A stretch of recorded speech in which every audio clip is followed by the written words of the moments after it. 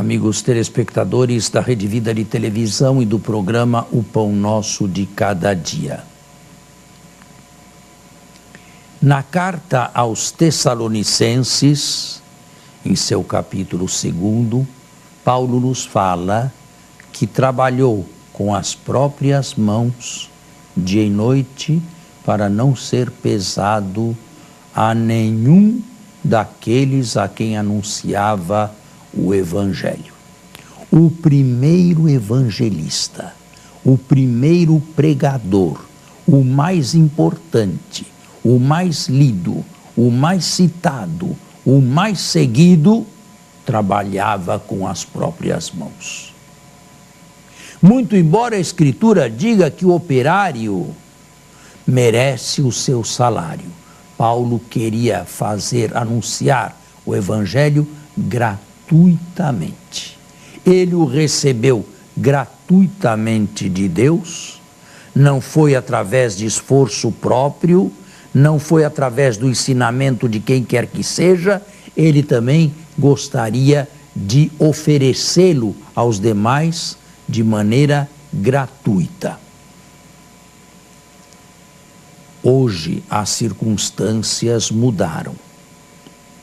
Quem serve o altar, vive do altar, porém com uma condição, que viva uma vida modesta e, sobretudo, que não faça do Evangelho ou da piedade, como diz o texto, uma fonte de lucro. Porque isto seria o anti-evangelho.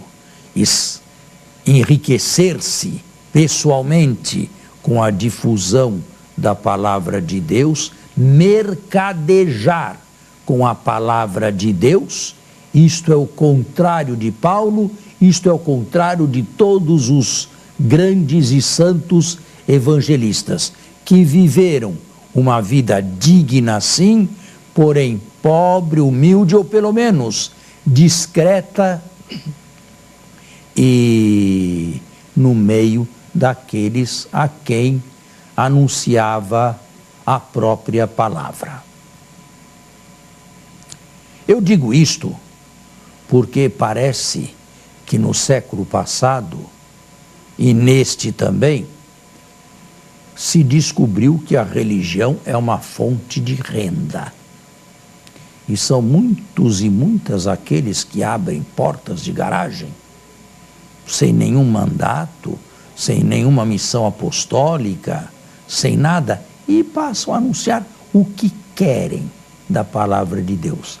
A palavra de Deus a próprio gosto, a palavra de Deus de acordo com os seus sentimentos, sem nenhum estudo, sem nenhum aprofundamento e sem nenhuma ligação com a tradição precedente, mas dá dinheiro.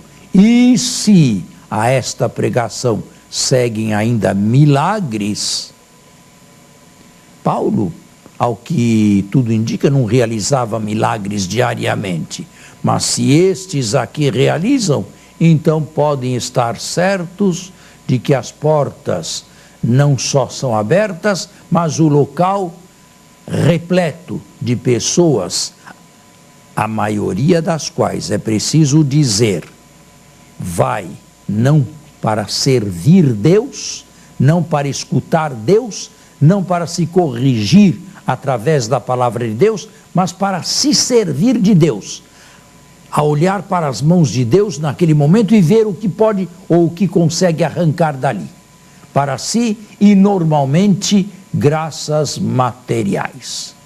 Pois eu ouvi certa vez numa televisão, num canal de televisão, Deus é riquíssimo. E qual é o pai que não quer ver o seu filho riquíssimo também? Mas que?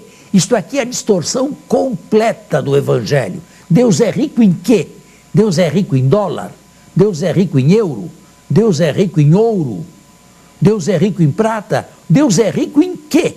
Em que ele quer ver os seus filhos riquíssimos? De fato quer, mas a verdade estava inteiramente modificada e camuflada pelo erro, e se torna tanto pior e mais perniciosa quanto maior é a dosagem de verdade que o erro como tal aguenta e suporta. Destas pessoas nós gostaríamos de ter distância.